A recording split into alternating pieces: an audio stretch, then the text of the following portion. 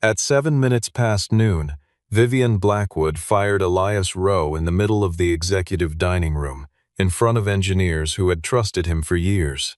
She called him an obstacle, tore up his access badge, and ordered security to walk him out of Blackwood Aeronautics within the hour. Elias set his lab keys on the table and said only, "Do not let Ether 1 leave the ground." 43 minutes later, 3 screens in the control center turned red. The aircraft lost synchronization between its flight computers, and Vivian's phone lit up with the 41st call to the man she had just destroyed. If you want to see exactly how a single afternoon turned a fired engineer into the only person who could save 6 lives and an entire company, stay with this story and tap subscribe before the next call comes through. Elias Rowe arrived at Blackwood Aeronautics before sunrise that morning, long before anyone else had touched their coffee, because he wanted one more look at the final test data from Ether 1 before the afternoon demonstration. Ether 1 was the company's newest long-range aircraft, built around a triple-layer digital flight control system that executives had spent 2 years calling the most important program in the firm's history.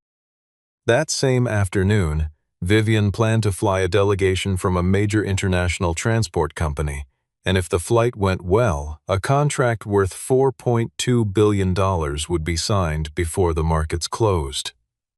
Elias was the chief safety engineer, the man who had designed an independent verification system called Sentinel Gate, built specifically to catch any unauthorized change made to the aircraft's control software. That morning, Sentinel Gate flagged something wrong.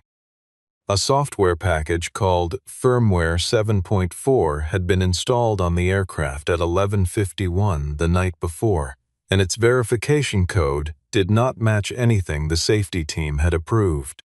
Gavin Thorne, the company's chief operating officer, told Elias it was nothing more than a minor patch and asked him to sign off on flight readiness immediately.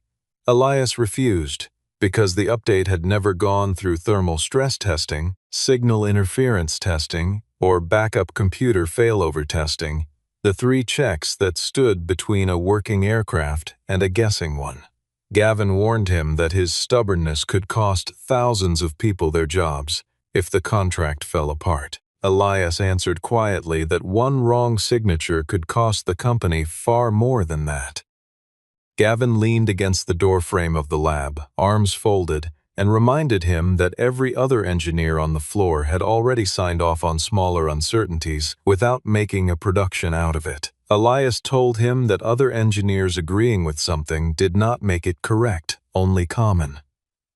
Before he left the lab that morning, he sent his daughter, Sadie, a short message telling her he might be home late, a small ordinary moment before everything else began.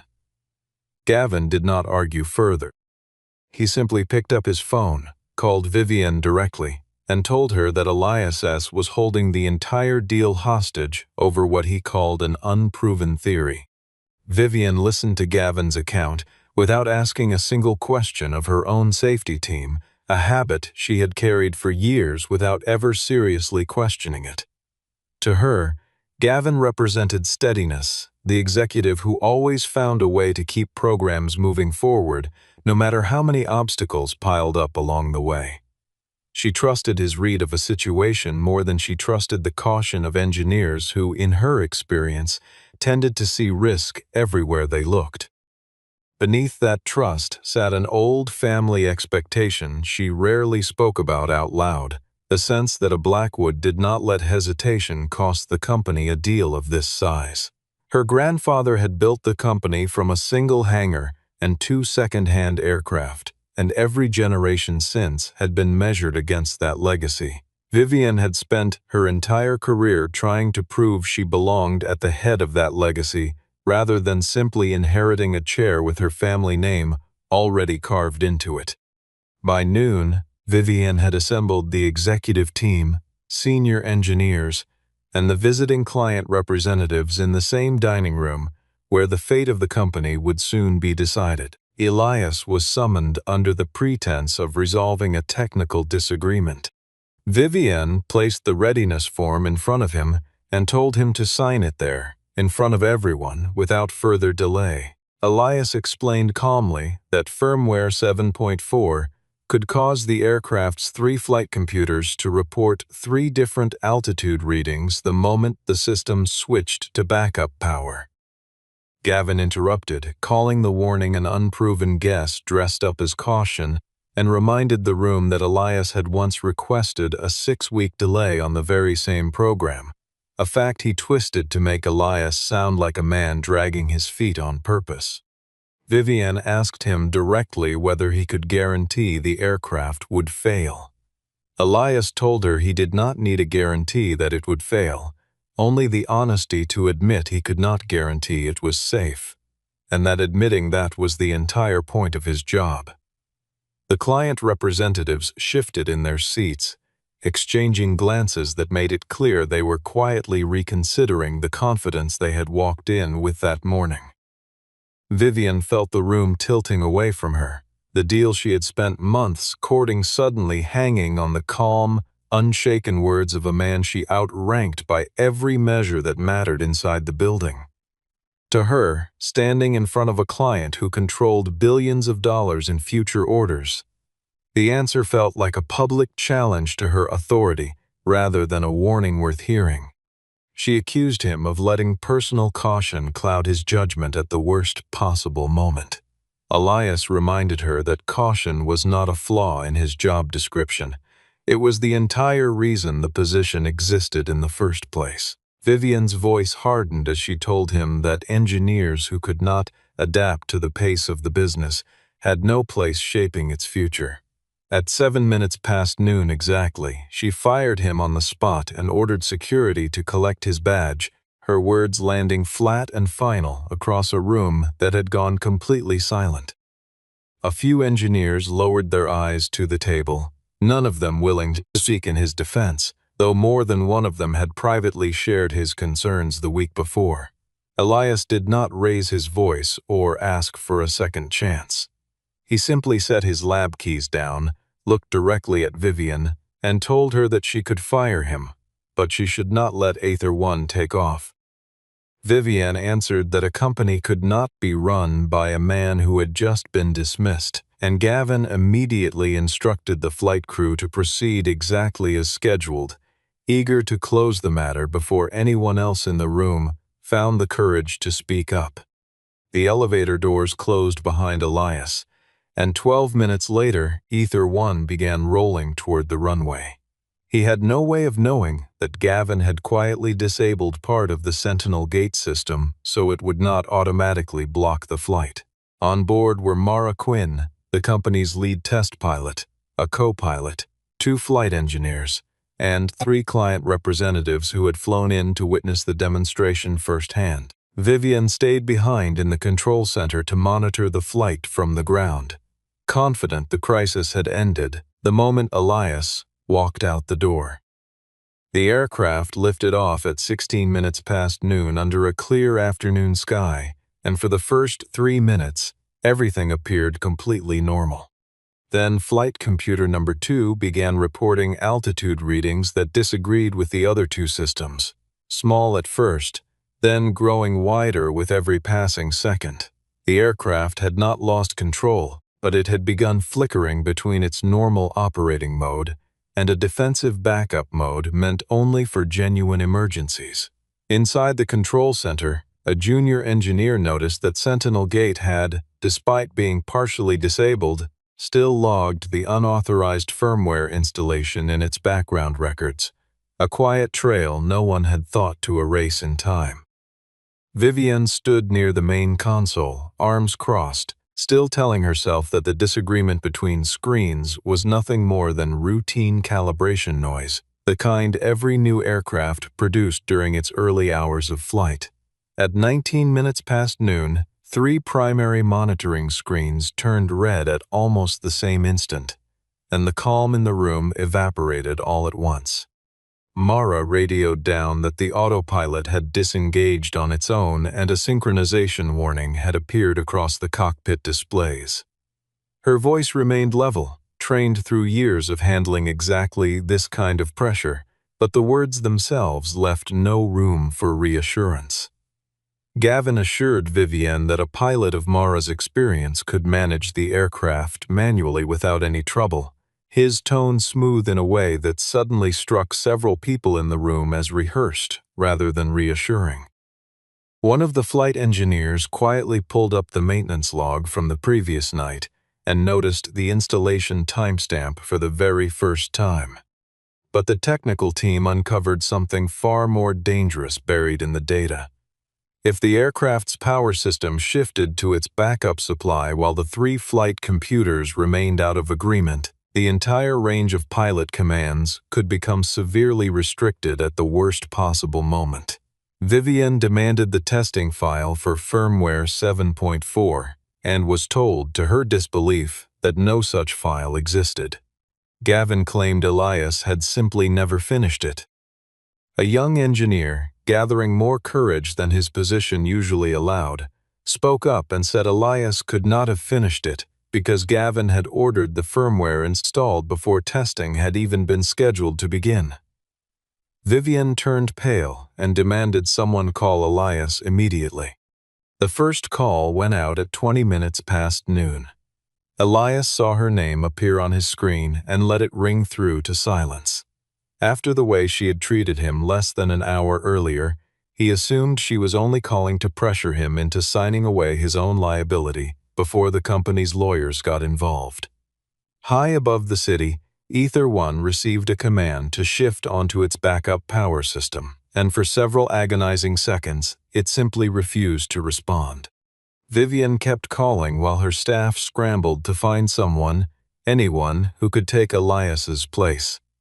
Warren Ashford, the board's legal counsel, delivered the fact that finally silenced the room. Elias held an independent safety authorization granted directly by the board years earlier, a power that did not automatically transfer to anyone else the moment he was terminated as an employee. The only other person with the technical authority to intervene at that level was Mara Quinn, and she was thousands of feet in the air, fighting to keep the aircraft level.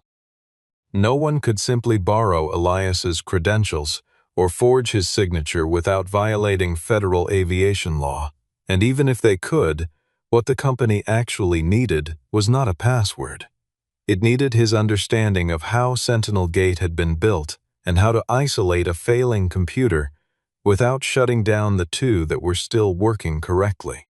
Elias let the second call go unanswered, then the 3rd, then the 10th. He listened to one voicemail from Gavin demanding he return immediately to, as Gavin put it, clean up the mess he had left behind. The accusation only hardened his resolve not to answer, since the same man now begging for his help was the one who had dismissed his warning only hours earlier.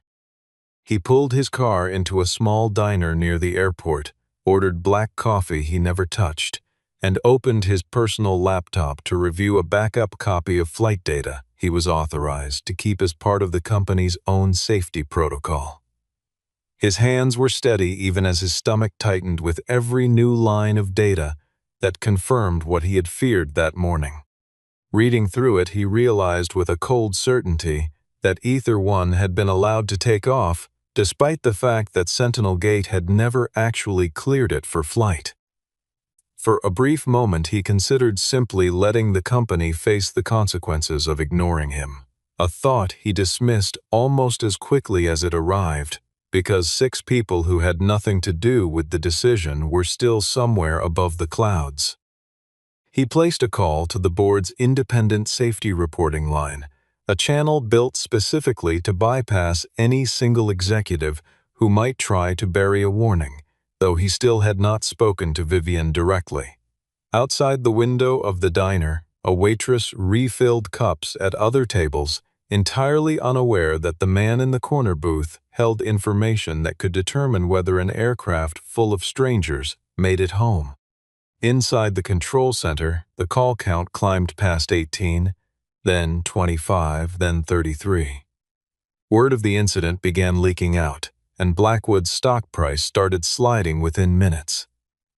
The visiting client representatives, watching from a conference room, warned that the entire agreement would be canceled if the aircraft did not land safely. Augustus Blackwood, Vivian's uncle and the chairman of the board, arrived and demanded she pressure Elias into signing a written statement accepting full responsibility, a demand aimed less at solving the crisis than at protecting the family name. For the first time in years, Vivian noticed that the people around her were still thinking about money while 6 human beings remained trapped in the sky. The 40th call went out at 59 minutes past noon, and Elias still let it ring through. This time, Vivian set aside the statement Gavin had drafted for her and recorded something entirely her own. She did not mention the contract, the falling stock price, or her family's reputation. She said simply that she had been wrong, that people were on that aircraft right now, and that she was asking him, not ordering him, to please help them. The clock rolled over to 1 in the afternoon as Vivian placed the 41st call. His phone rang for the 41st time at exactly 1 o'clock, and this time Elias answered. Vivian did not give orders. She admitted, plainly and without spin, that Ether 1 was suffering a synchronization failure between its flight computers. Elias asked whether the aircraft had been running firmware 7.4, and when she confirmed it, he understood immediately that the danger was worse than anything the control center had realized on its own. The firmware itself would not directly bring the aircraft down. Instead, it caused one flight computer to believe the aircraft was tilted 3 degrees further than it actually was. The moment the system switched power sources or encountered interference, that computer would try to correct an error that never existed in the first place. Elias asked Vivian to read him the exact wording of every warning on the screens, not a summary filtered through Gavin, because he had learned years earlier that paraphrased warnings tended to lose the one detail that actually mattered. She read each line slowly, stumbling over unfamiliar technical terms, while Elias listened with his eyes closed, building a picture of the aircraft's condition entirely from her voice. Gavin reached for the phone to take over, insisting he could summarize things faster, but Vivian pulled it back and refused to let him, a small gesture that told the room exactly whose account she trusted now. Elias agreed to help, but only under 4 conditions. First, the demonstration flight had to be officially declared a technical emergency. Second, every server holding relevant data had to be frozen immediately, with no one permitted to alter or delete a single file. Third, Warren Ashford had to confirm in writing that Elias was acting as an independent safety commander, not as a recalled employee bound by ordinary instructions. Fourth, Gavin Thorne had to be removed from the control center until the cause of the failure was fully understood. Vivian pushed back hardest against that last condition, since Gavin was the person she had trusted above everyone else in the company. Elias told her plainly that if she still valued protecting Gavin more than protecting the people on that aircraft, she was free to hang up the phone. A long silence followed. For the first time in years, Vivian faced a choice between personal loyalty and a process built to keep people alive, and she ordered security to escort Gavin out of the room. Gavin protested loudly, accusing Elias of exploiting the crisis for revenge. Vivian told him flatly that the man who had just been fired was trying to save the aircraft, while Gavin appeared only interested in saving his own position. Warren sent the written confirmation within minutes. Elias began directing the technical team on what data to gather, while refusing to allow any restart command to be sent to the aircraft until he was physically present. Vivian offered to send a helicopter to bring him in faster. Elias declined, since the drive back would take only 10 minutes, and a helicopter would only slow things down. He ended the call with one final sentence that settled the new balance of power between them. Once he walked through that door, she would no longer be the one making the technical decisions. Vivian agreed without argument. While Elias drove back toward the building he had been marched, Out of less than an hour earlier, Flight Computer Number 2 issued its first faulty command of the crisis. Elias reached the gates of Blackwood Aeronautics at 11 minutes past 1. The same guard who had escorted him out less than an hour before now had to open an emergency access point just to let him back in. His employee badge had already been deactivated, but Warren had granted him clearance under his authority as an independent incident commander instead. He walked back through the very dining room where he had been humiliated in front of colleagues who now avoided his eyes entirely. Elias did not stop to scold anyone or savor the moment. When he entered the control center, Vivian rose from the head seat without being asked and stepped aside. Elias did not take her chair. He moved instead to the safety command station at the front of the room, a small gesture that told everyone present exactly what he wanted and did not want. He had no interest in her authority. He only wanted the authority to do his job correctly. He asked to be connected directly to Mara. She reported that manual control was still holding, but the resistance in the control stick had begun behaving strangely, shifting in ways that did not match normal aerodynamic feedback. Elias instructed her to hold a stable altitude, avoid switching power sources, and resist any urge to reboot the entire flight system at once. Members of the technical team suggested simply shutting down Flight Computer Number 2. Elias overruled them, explaining that firmware 7.4 had quietly altered the voting order the three computers used to decide which readings to trust. Shutting the faulty computer down at the wrong moment could trick the remaining two into treating its bad data as the primary source of truth instead. He asked for access to the original source code archive, pulling up the exact version he had personally approved weeks earlier during his final inspection. Line by line, he compared it against the version currently running on the aircraft, searching for the smallest discrepancy that might explain what the flight computers were doing. The comparison showed that one command line had been altered after his own final inspection, a change so small it would have been easy to miss without knowing precisely where to look. And that change carried a digital signature belonging to an operations department administrator account. Gavin, still waiting outside the room under guard, immediately demanded a lawyer and denied any involvement whatsoever, his composure slipping for the first time since the crisis had begun. Vivian began to understand that Elias had not simply been cautious about an unproven risk. Someone had deliberately worked to hide a real one. Elias refused to let the investigation distract from the more urgent problem in front of them. Finding who was responsible could wait, he said, but either one could not. He laid out a plan to isolate the faulty computer by feeding it a carefully constructed sequence of simulated data that would cause it to voluntarily withdraw from the voting process among the three systems. To carry it out, Mara would need to bank the aircraft to a precise angle and hold it there for only a few seconds, a maneuver where even a small miscalculation could push the response in exactly the wrong direction. Mara reported that they had only 17 minutes before deteriorating weather reached the backup airfield they were now heading toward. Elias guided Mara through every step in the same steady, unhurried voice he used for routine testing. Vivian stood just behind him, watching for the first time as an entire room followed a man's instructions purely because of what he knew, without any title or threat attached to the request. The maneuver called for the aircraft to bank 8 degrees to the left, hold that position for 3 full seconds, then return smoothly to level flight. The brief difference between the false data and the real data would be large enough to force Sentinel Gate to flag Flight Computer Number 2 as an unreliable source.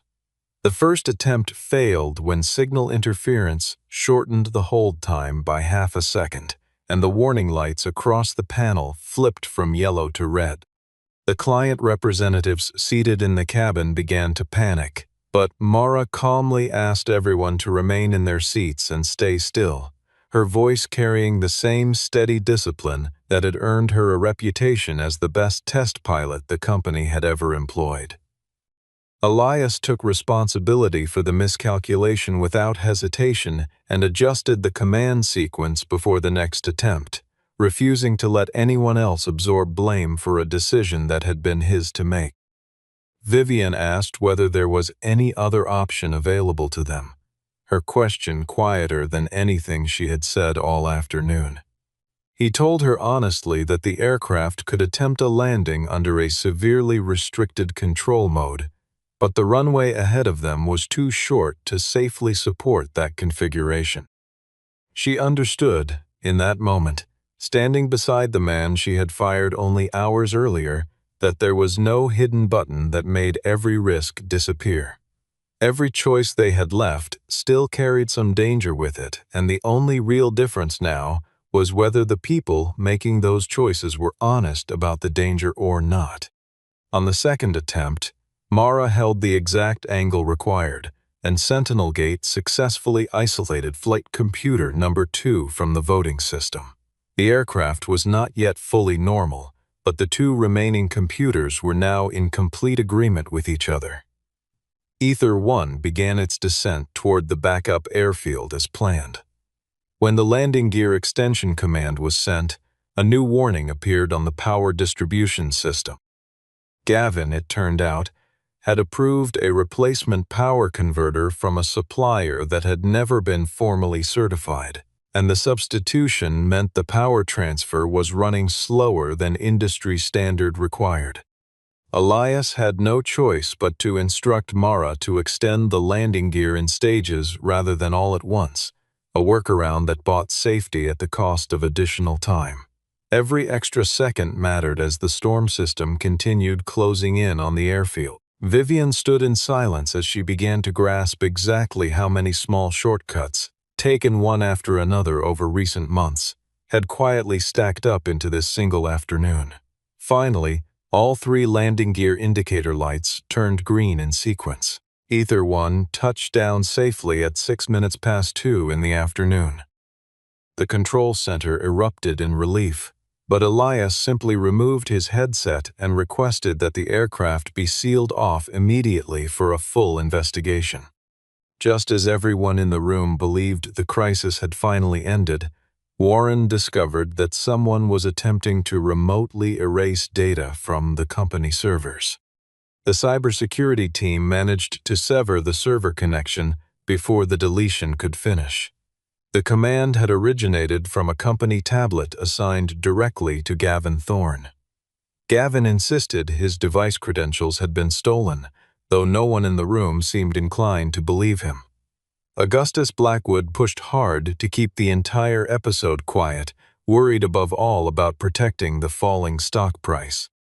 He proposed a deal to Elias: sign a report attributing the failure to a design flaw within Sentinel Gate itself, and in exchange, he would be reinstated, given a substantial bonus, and every record of his termination would simply disappear. This was the sharpest ethical test Elias faced all day. He refused immediately, right in front of Vivienne. A safety system built on a foundation of lies in its very first report after a crisis, he told them, was not a safety system at all. Augustus warned that Elias would never work in aviation again if he continued down this path. Vivian stayed quiet at first, and for a moment Elias assumed she had chosen loyalty to her family over the truth after all. Then she instructed Warren to release the complete meeting recording to every member of the board, without exception. Vivian openly admitted that she had fired Elias specifically to pressure him into signing a document he believed was unsafe. She admitted, too, that she had allowed the flight to proceed without final confirmation from her own safety team. Her honesty made it impossible for Augustus to bury the incident any longer. The recovered server data revealed the full extent of what Gavin had done. He had approved a supplier that failed certification standards, installed firmware 7.4 outside of normal working hours, deleted 3 separate warnings that Elias had filed, rewrote the wording of an email before forwarding it to Vivian, and used his assistant's account to make it appear as though proper testing had already taken place. Gavin no longer had any way to shift blame back onto Elias, and the confidence he had carried into every meeting that day began visibly cracking under the weight of the evidence. Instead, he pivoted to accusing Vivian of applying relentless pressure to hit her deadline, insisting that no one in his position could have resisted the demands coming down from the top of the company.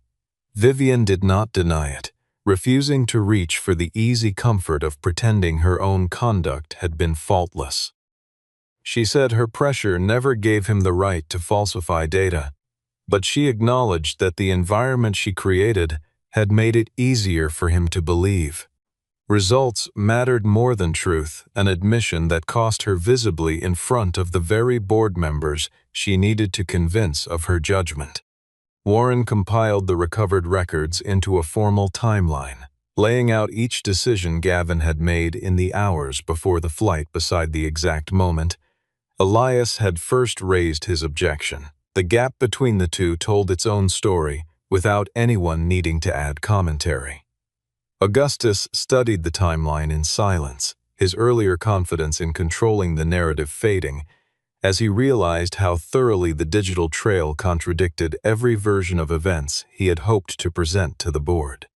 The board convened an emergency session and announced that both Gavin and Vivian could potentially lose their positions. Word of the closed-door meeting spread quickly through the company, and by the time the session actually began, employees on every floor understood that the outcome would decide far more than the fate of two executives. It would decide whether the company's culture continued rewarding speed over honesty, or whether the near disaster over the airfield finally forced a real reckoning. The meeting took place the following morning.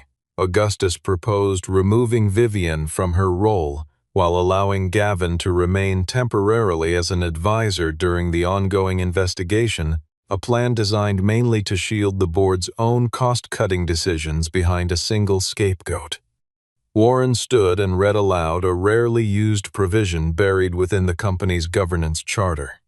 Years earlier, after an earlier testing accident, the company's founder had created what the charter called the safety veto provision. The person currently holding that authority was Elias Rowe.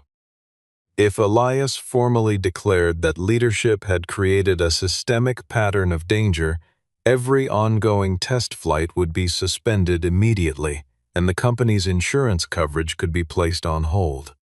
Everyone in the room suddenly understood that the man they had thrown out of the building less than a day earlier now controlled the company's entire future.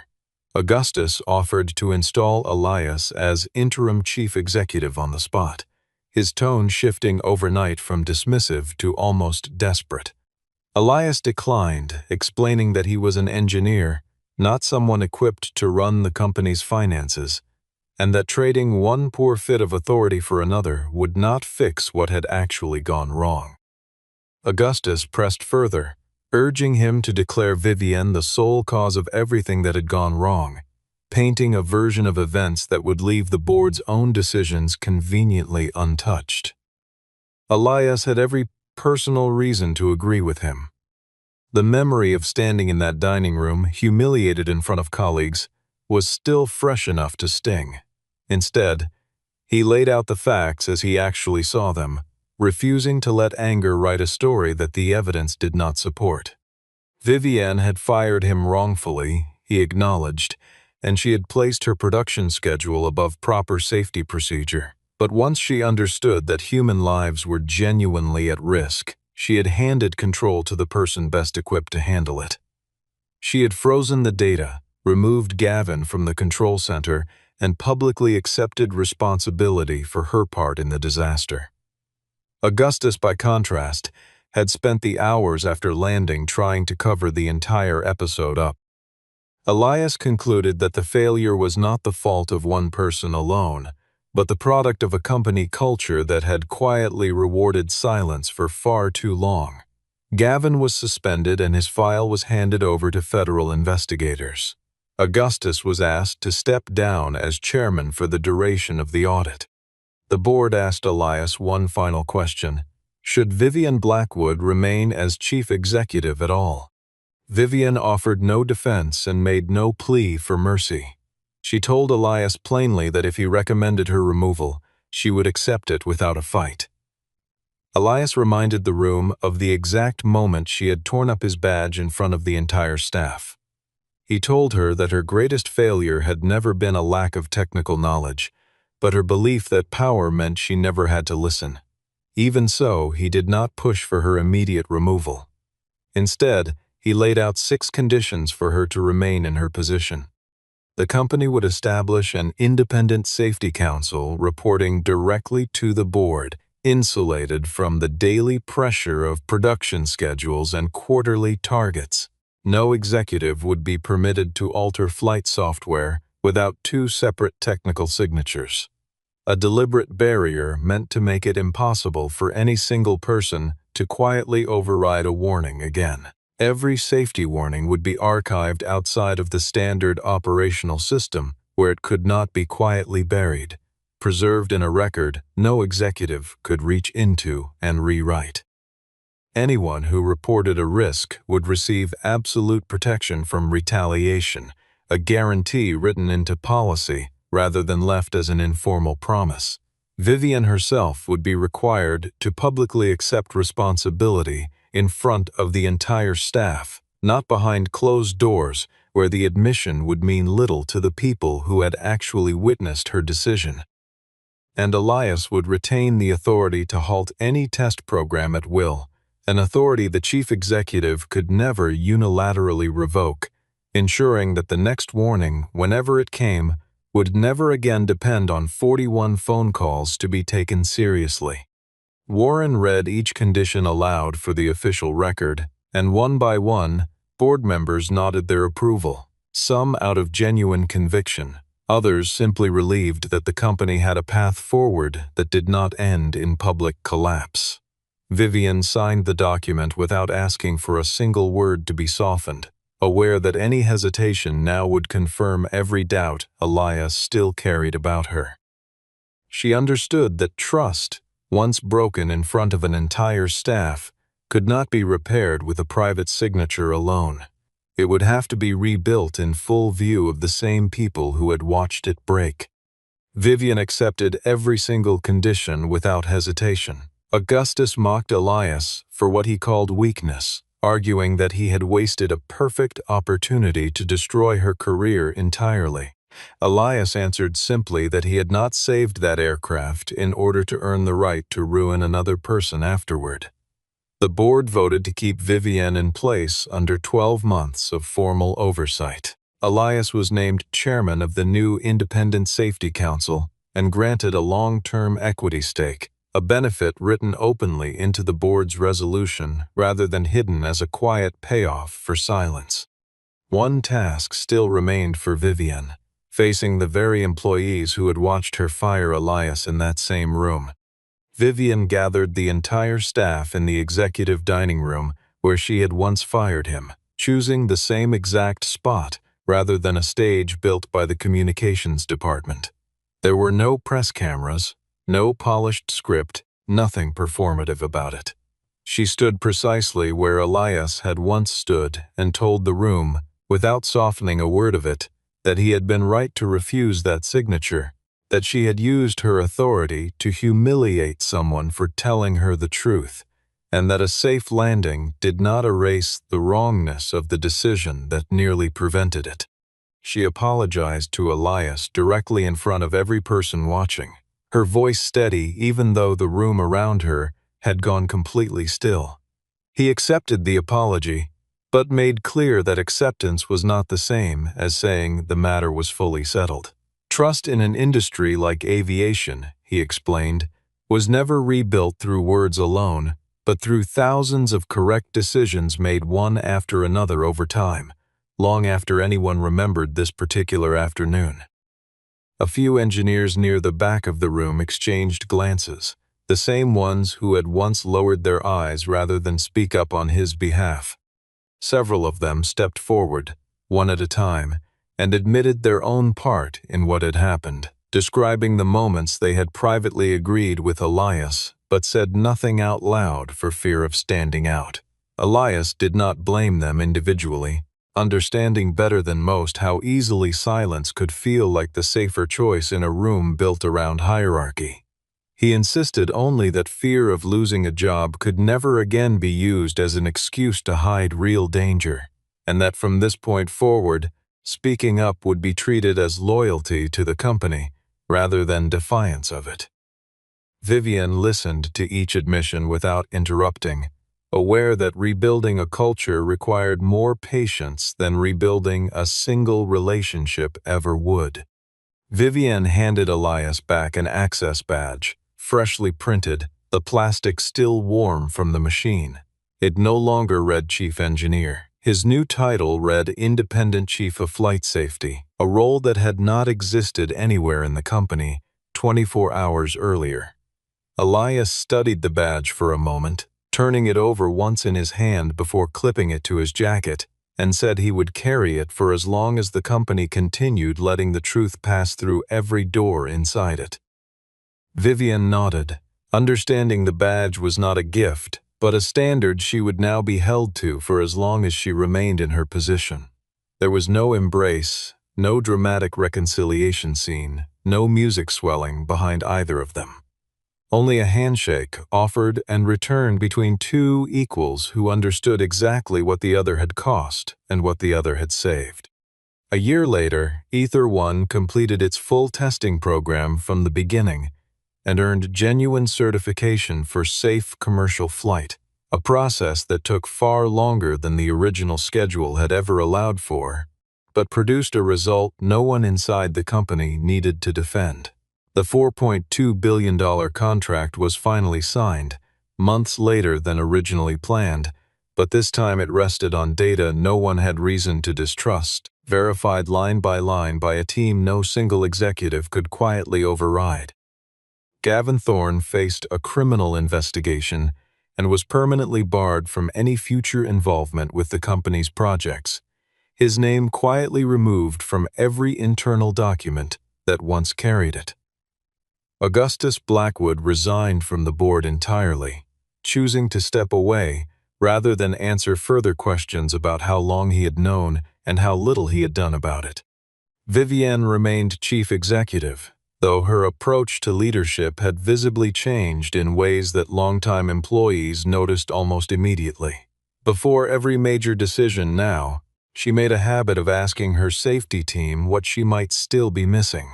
A question she had rarely thought to ask before the afternoon that nearly cost 6 lives. The dining room where she had once fired Elias in front of the entire staff eventually became the site of a small plaque commemorating the Independent Safety Council, a quiet daily reminder rather than a monument to any single person's mistake. Elias brought Sadie to the public viewing deck to watch Ether One's very first commercial flight take off. As the aircraft climbed steadily into a clear sky, his phone buzzed once with a short message from Vivian. It read simply that there had been no need for 41 calls this time because they had listened from the very first warning. Elias turned off the screen, watched the aircraft settle into a smooth, steady climb, and allowed himself a quiet smile. Beside him, Sadie asked if the plane was the one her father had once refused to sign off on, and he told her yes, and that refusing had been the easiest decision he ever made. On the road again. Oh, I'm on the road again. Let's get it. There has to be another heal. Somewhere to heal. Is this game hard? Yeah, it's a hard game. It's definitely hard. What the hell? Let's do the loop.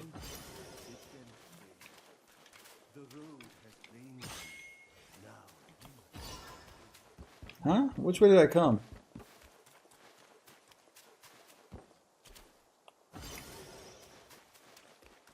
Wait, do you come this way or do you...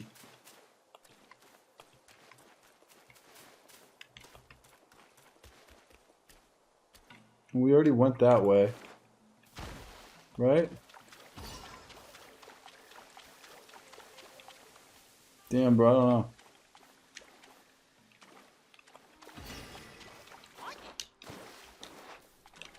I just went around that way.